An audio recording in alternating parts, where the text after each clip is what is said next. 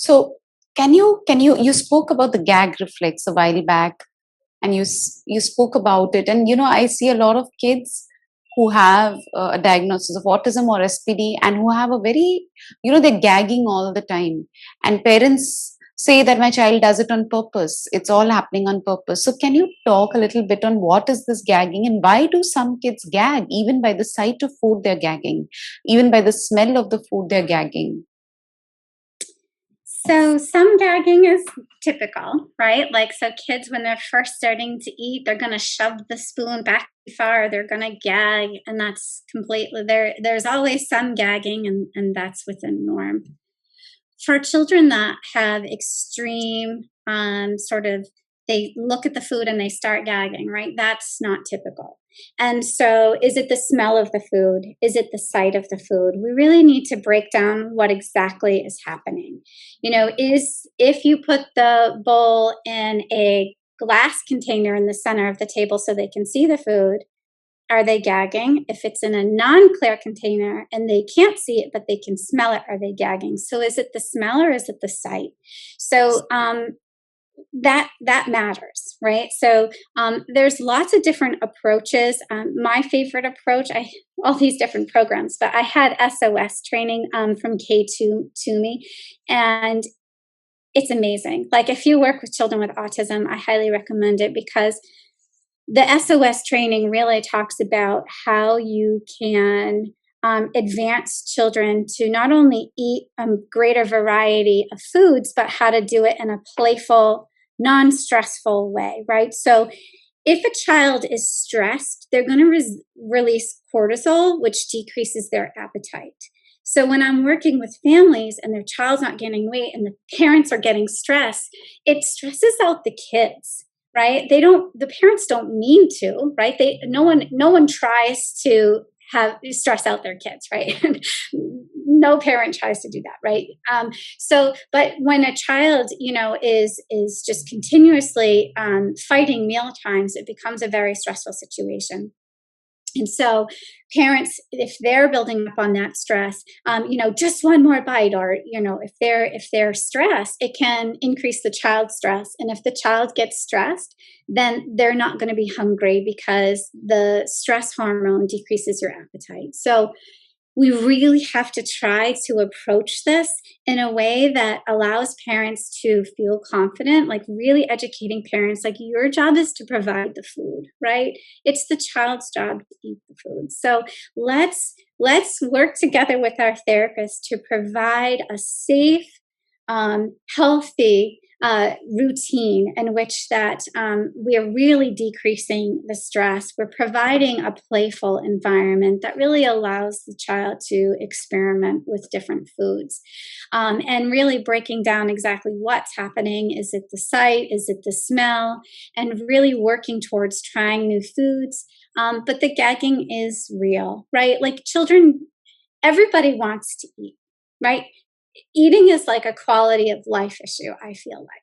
And so, Rommel did this really big study on over 700 children, and they were all referred to feeding therapy. And it was over 86% of the kids had an underlying medical reason. So I don't like to think as kids of ever having behavior problems. I feel like they have a feeding disorder, and then that results in the behavior problem. So if we can really look at children as having a feeding disorder and treating that versus a behavior, I think it will really help everyone, decrease everyone's stress that this is a pediatric feeding disorder. This is really common. It's just not talked about. I sometimes refer it to women having miscarriages. It happens to so many women and nobody talks about it. Well, why is that? Well, why does nobody talk about all of these children with pediatric feeding disorders, right? It's one of those things that we're just not talking about. In the United States, it's mental health awareness, maternal mental health awareness month, right? Postpartum depression, another thing that we're just not talking about. So let's talk about it. Let's talk about feeding. Let's talk about how important it is that we really address the caregiver and the child, right? As a pediatric therapist, we're not just working with the child, we're working with the family, right? And so if the caregiver is extremely stressed, we need to make sure that we're addressing the whole family. And I think that's really important. So include the whole family in the feeding therapy. Yeah, yeah. Do you feel these pediatric feeding disorders have increased now? Were they so, meaning, I mean, I don't remember as kids, or I don't remember, or maybe I was not aware. Were these disorders so common, or have they increased over the years? So I think we do a lot better job of identifying children. So before, if you had an extreme picky eater, it wasn't talked about, right? So my mother says I only ate grilled cheese sandwiches until I was in 8th grade, and then I started experimenting other foods. But she would pack a grilled cheese sandwich for me everywhere we went. If we went to a restaurant, she packed a grilled cheese sandwich because I might not even like the bread that the sandwich came on. I wonder where my son gets it from, right? And before the 70s, children, there wasn't G tubes, so we weren't sustaining children, and children used to, unfortunately, not make it. Okay, and although we're really trying to decrease the G tubes that children are getting, right? We really want to decrease the amount of G tubes in use, but it is keeping children alive. And I think there's a better awareness. Now, as far as the rates of autism go and is picky eating increased, I mean, I don't know that because I really don't know. I can't give you an answer on that. But as far as like the oral motor issues and all of the kids with, other than autism, all of the other kids that we see on our caseload, I feel that the children have always been there. It just hasn't been addressed to the same level of priority that it is now. Mm. You know what? I'm going to ask you a question which may sound a little silly, but what are these oral motor issues? Why do we have these oral motor issues? As in, what is it that's going wrong, or what's not working well in our mouths? So it's muscle strength, right? So it requires lip strength and cheek strength and coordination, and it's really complicated. Eating is really complicated, and some of the things that can delay feeding skills. Let's say, I'm a huge fan of pacifiers. I love children to use pacifiers. There's so much research to support their use until about 12 months, and then it's recommended to discontinue use.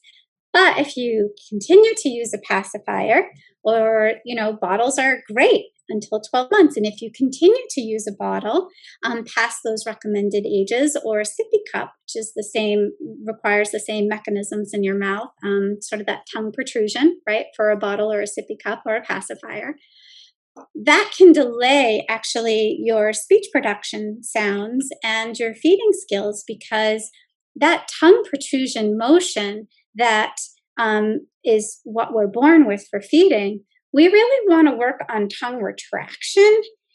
In the English language, tongue retraction is required for every sound except for TH. And if all we're doing is if we're on that pacifier or bottle or sippy cup really past a year, it can really cause that deficit with that tongue retraction, which is required for feeding and required for speech sounds. So there are some things that we can do to try to help prevent some of these problems.